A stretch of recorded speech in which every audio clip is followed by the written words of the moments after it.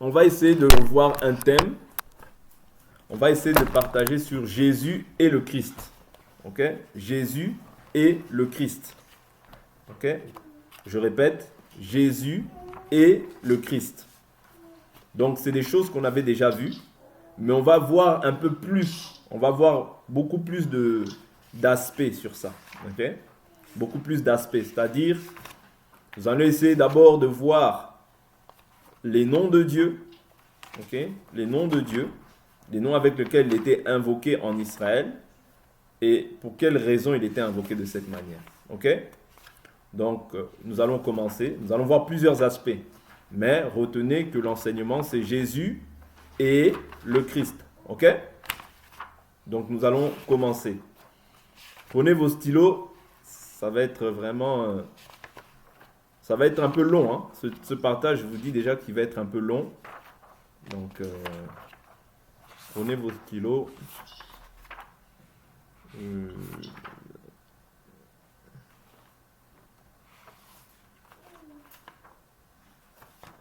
Donc, nous allons prendre les noms de Dieu dans un premier temps.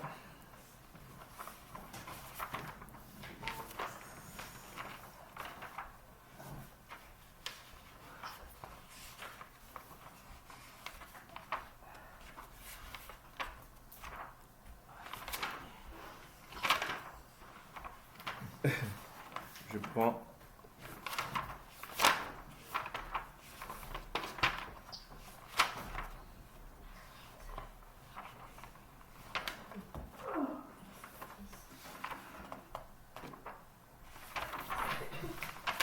Donc j'ai dit on va commencer par voir les noms de Dieu. Ok. Donc ce sera... Ok.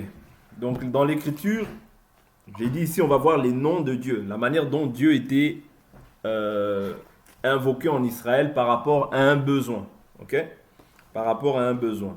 Donc quand on va dans Genèse chapitre 22, on va commencer tout doucement, pour essayer de tout voir. Et par la suite, on va terminer par Jésus et le Christ. Genèse 22, verset 14. Ici, Dieu est appelé Yahvé Jireh. Je répète, Yahvé Jireh. Pourquoi? Ça veut dire le Seigneur pourvoira ou verra. Ok? Le Seigneur pourvoira ou verra. Donc, le Seigneur pourvoira, c'était par rapport, c'est-à-dire quand Israël, Genèse 22, verset 14, Genèse 22, verset 14, lorsque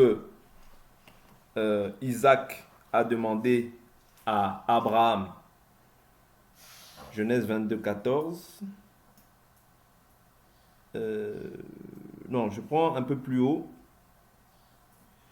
Genèse 22, 7. Alors Isaac adressa la parole à son père, Abraham, et dit, mon père. Il lui répondit, me voici mon fils Isaac. Reprit, voici le feu, le bois, mais où est l'agneau pour l'holocauste? Abraham répondit, mon fils, Dieu va se pourvoir lui-même de l'agneau pour l'holocauste. Vous voyez? Et ils marchèrent tous deux ensemble. Lorsqu'ils furent arrivés à l'endroit que Dieu lui avait indiqué, Abraham y construisit l'autel et disposa le bois. Il ligota son fils Isaac et le mit sur l'autel, par-dessus le bois. Puis Abraham étendit la main et prit le couteau pour égorger son fils. Alors, l'ange de l'Éternel l'appela du ciel et dit, Abraham, Abraham, il répondit, me voici. L'ange dit, n'étends pas ta main sur le jeune homme et ne lui fais rien, car j'ai reconnu maintenant que tu crains Dieu et que tu ne m'as pas refusé ton fils unique. Abraham leva les yeux et vit par derrière un bélier retenu dans un buisson par les cornes. Alors Abraham alla prendre le bélier et l'offrit en holocauste à la place de son fils. Abraham donna à cet endroit le nom de Adonai Yireh. C'est pourquoi l'on dit aujourd'hui, sur la montagne de l'Éternel, il sera pourvu. Vous voyez? Adonai, ça veut dire Seigneur. Vous voyez? Comme en Israël, on prononce le Y, c'est-à-dire le Y. Ils disent Yireh, mais le Y, nous on le prononce J. Vous voyez? Donc nous on dit Yahvé Jireh. Ok? Le Seigneur pourvoira. Je prends une deuxième écriture. Ici je prends les noms de Dieu. Ok? Il y a encore dans Exode chapitre 15, nous voyons verset 26. Dieu est invoqué, c'est-à-dire en Israël, comme je vous dis, ils invoquaient Dieu par rapport à un besoin. C'est-à-dire quand Dieu doit pourvoir à un besoin, on l'invoque comme Yahvé Jireh, l'Éternel qui pourvoit. Voilà pourquoi moi aussi, lorsque je suis dans un besoin, Dieu agit comme Yahvé Jireh. Est-ce que vous comprenez? Dieu agit comme Yahvé Jireh. Mais nous, le nom nous a été révélé. Le nom de Dieu nous a été révélé, c'est Jésus-Christ. Vous voyez? Mais il n'est pas mauvais, tu peux dire Yahvé Jireh, ce n'est pas un péché. Vous comprenez? Parce que Dieu a pourvu. C'est-à-dire Dieu se manifeste comme le Dieu qui pourvoit quand tu es dans un besoin. Ok? Maintenant, quand tu es par exemple dans une maladie, Dieu agit comme Yahvé Rapha. Ça veut dire le Seigneur qui guérit. Exode chapitre 15, verset 26. Exode 15, le verset 26. Je prends l'écriture, je vais lire.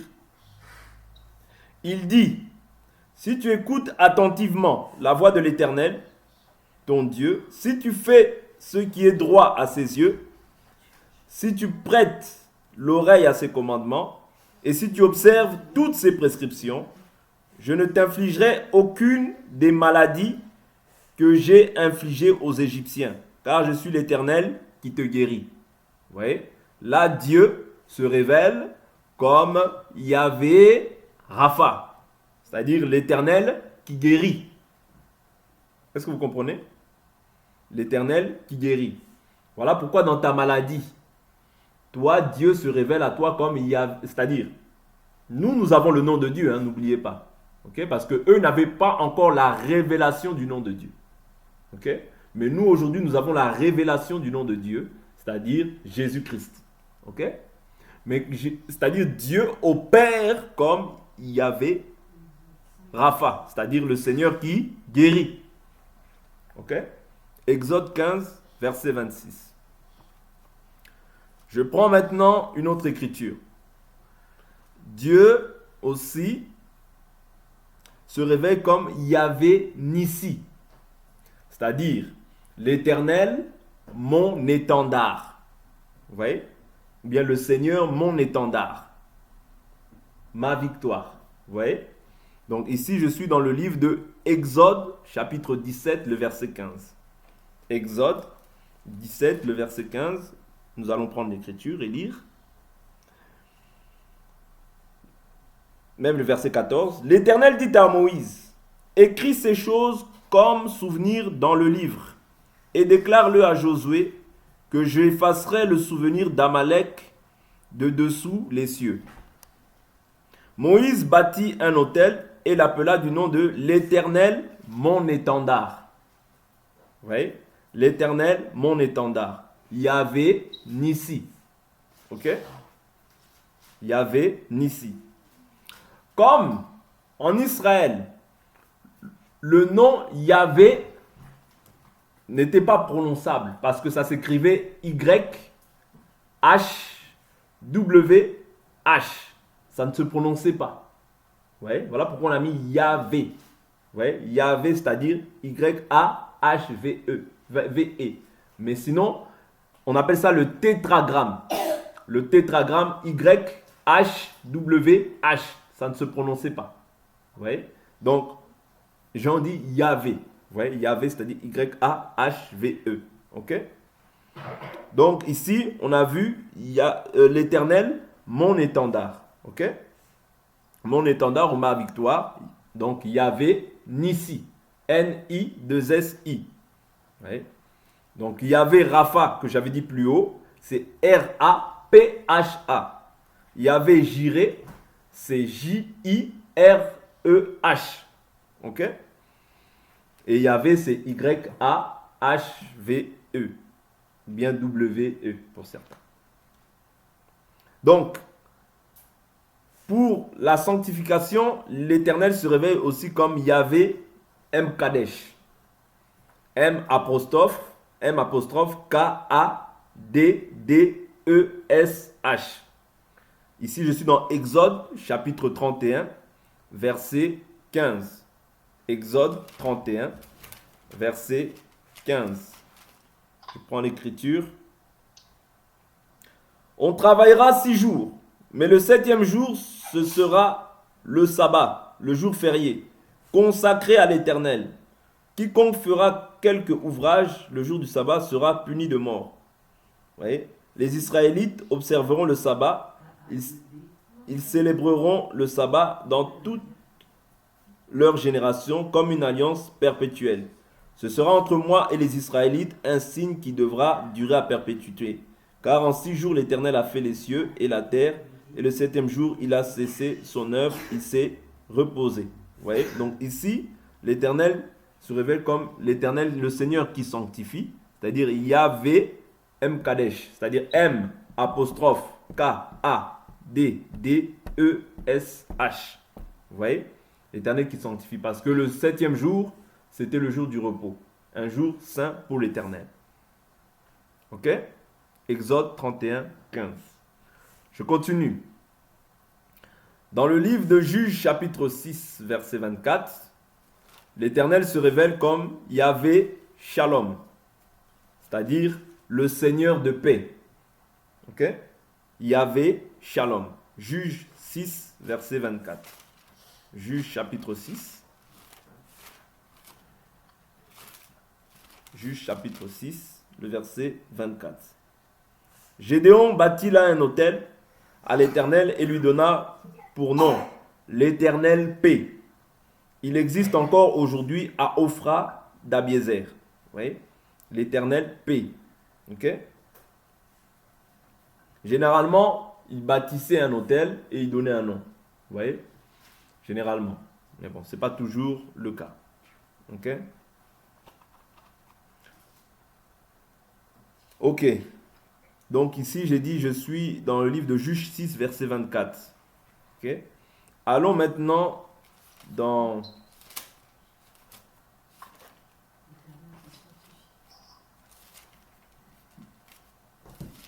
Juges 6, 24, j'ai dit Yahvé Shalom. Shalom, S-H-A-L-O-M. Shalom, je répète, S-H-L-O-M. C'est-à-dire le Seigneur de paix. Vous voyez? Shalom, ça veut dire paix. Ok. Je vais maintenant dans le livre de 1 Samuel, chapitre 1, verset 3. 1 Samuel 1, verset 3. 1 Samuel, chapitre 1, le verset 3. Ici, Dieu se révèle comme le Seigneur des armées. Vous voyez? Le Seigneur tout-puissant. Vous voyez? Donc, ici, on peut l'appeler Yahvé Sabaoth. Ou on peut l'appeler aussi El Shaddai. El Shaddai, ça veut dire aussi le Seigneur Dieu Tout-Puissant. Vous voyez?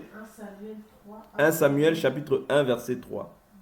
Chaque année, cet homme montait de sa ville à Silo pour se prosterner devant l'Éternel des armées et pour lui offrir des sacrifices. Là se trouvaient les 2 fils d'Élie, Ophni et Phinehas, sacrificateurs de l'Éternel. L'Éternel des armées. Vous voyez? Yahvé Sabaoth. Sabaoth, S-A-B-B-A-O-T-H. 1 Samuel chapitre 1 verset 3. Je répète. S-A-2-B-A-O-T-H. Ok? Le Seigneur des armées. Le Seigneur tout-puissant. Ok? C'est bon? Ok. On peut voir aussi El Shaddai. Parce que El Shaddai, ça veut dire aussi le tout-puissant. El Shaddai. Shaddai, ça s'écrit S-H-A-D-D-A-I. El Shaddai. Ok. Ok. Donc avançons. On va prendre maintenant une autre écriture. Donc dans Psaume chapitre 7 verset 17. Psaume 7, 17. Psaume 7, verset 17. L'Écriture nous dit: son iniquité retombe sur sa tête et sa violence redescend sur son front. Vous voyez? Non, je suis dans quoi? Je suis pas dans le psaume.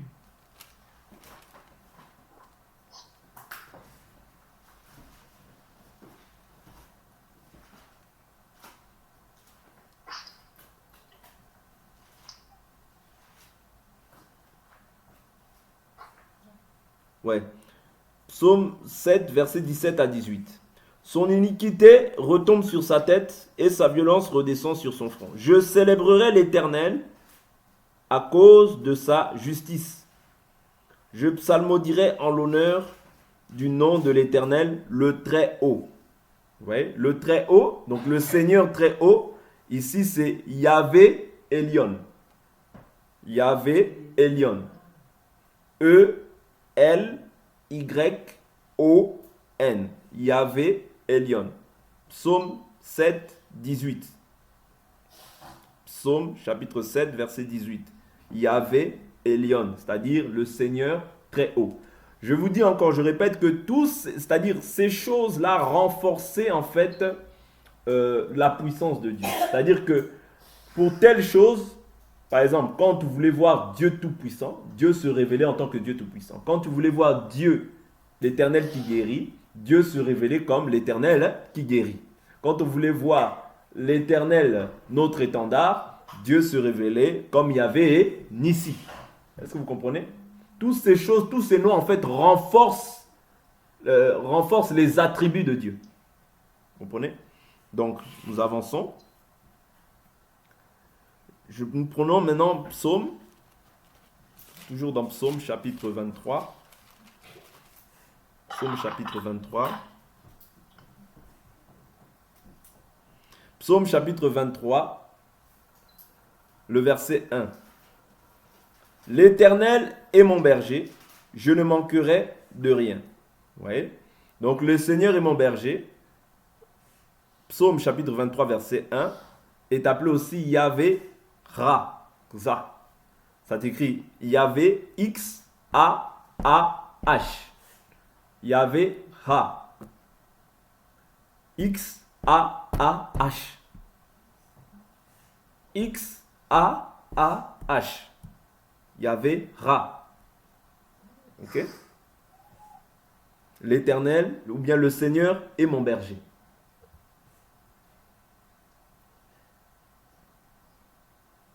C'est bon? Psaume, chapitre 23, le verset 1. Tout ça, comme je dis, c'est pour renforcer les attributs de Dieu. Okay? Donc, pour se révéler comme un berger, l'Éternel prenait la forme de Yahvé Ra. Vous voyez? Donc, c'est ça. Toutes ces choses, en fait, renforcent simplement les attributs, donc la puissance de Dieu. Ok. Prenons maintenant une autre écriture. Comme étant le Créateur, dans Psaume chapitre 95, Psaume 95, je prends le verset 6, la Bible nous dit, Psaume 95, verset 6, venez, prosternons-nous, courbons-nous, fléchissons les genoux devant l'Éternel qui nous a fait. Car il est notre Dieu, et nous sommes le peuple de son pâturage, le troupeau que sa main conduit. Vous voyez? Je reprends. Venez, prosternons-nous, courbons-nous, fléchissons le genou devant l'Éternel qui nous a fait. Vous voyez? Donc l'Éternel comme notre Créateur, vous voyez, on l'appelle Yahvé Osenu. Yahvé Osenu, c'est-à-dire H-O-S-E-E-N-U. Je répète, H-O-S-2-E-N-U. Là, ici, l'Éternel prend la forme du Créateur. Vous voyez? Encore une fois, c'est pour renforcer ses attributs. Ok? H-O-S-2-E-N-U. Psaume 95, verset 6, là, il prend la forme de le Seigneur, notre Créateur. Vous voyez, étant que notre Créateur, il se révèle comme Yahvé Osenu. Oui. C'est bon? Je prends un autre aspect. Allons rapidement dans le livre de Jérémie. Jérémie chapitre 25. Je prends le verset 3. Jérémie 25, verset 3. Depuis la 13e année de Josias, fils d'Amon, roi de Juda, jusqu'à ce jour, voilà 23 ans que la parole de l'Éternel m'a été adressée. Je vous la redis dès le matin, et je vous la redis, et vous n'écoutez pas. L'Éternel vous a envoyé tous ses serviteurs. Les prophètes, il les a envoyés dès le matin et vous n'avez pas écouté. Vous n'avez pas tendu l'oreille pour l'écouter.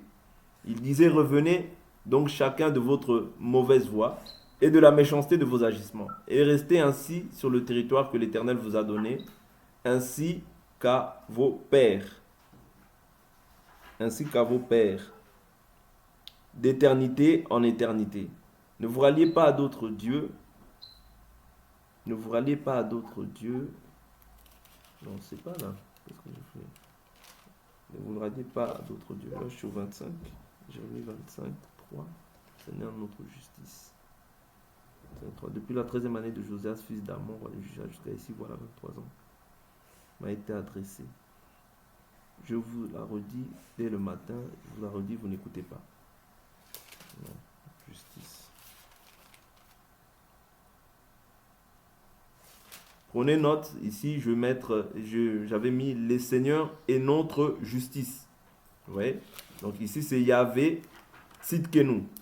Yahvé Tzidkenu. Jérémie 25, 3. Je vais prendre une autre écriture qui va renforcer un peu cet aspect-là. Attendez, Psaume 95, verset 6. Psaume 95.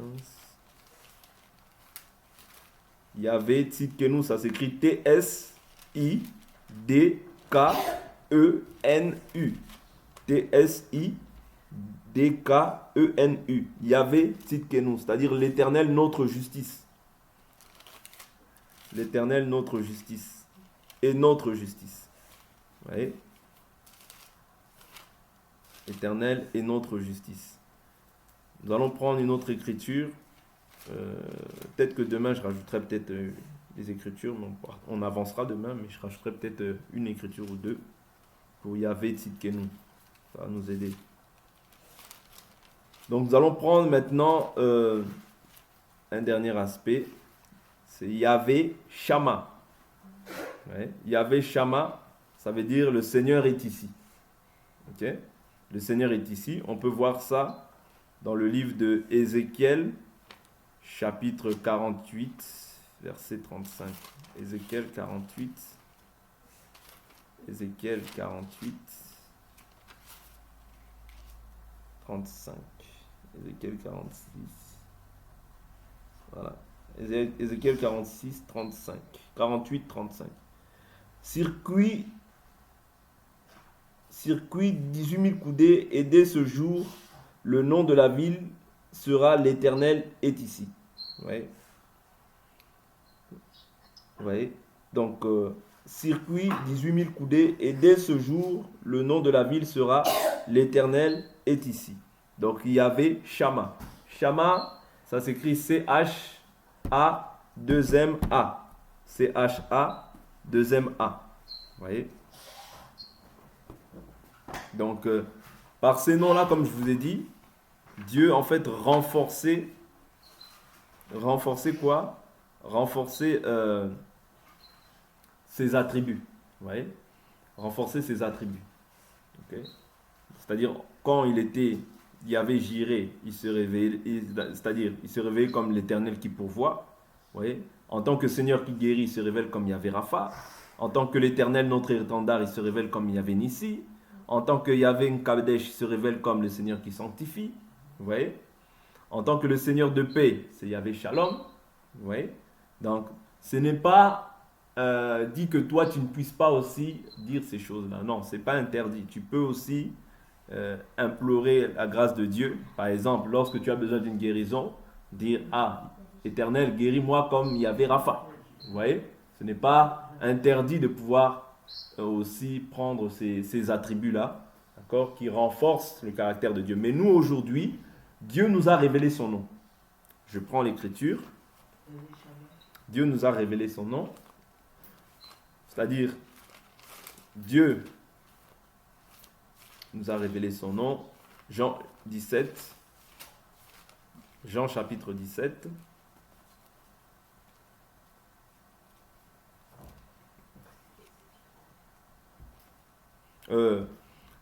Avant, je vais prendre une écriture.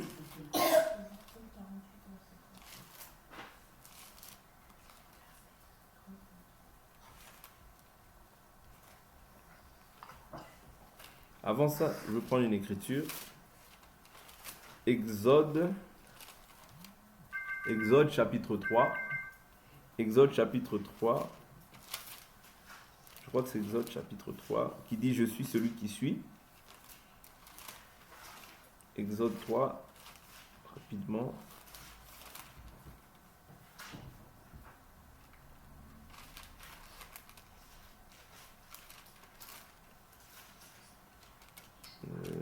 Exode.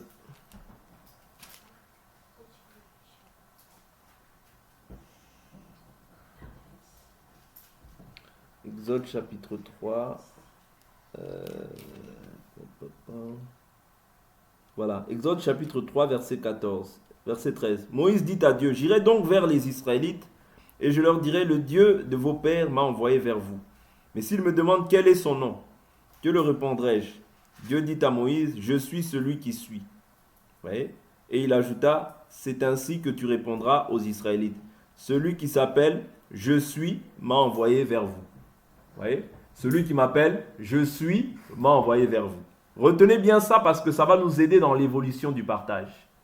Celui qui s'appelle je suis m'a envoyé. Ok? Allons rapidement maintenant dans le livre de Jean, chapitre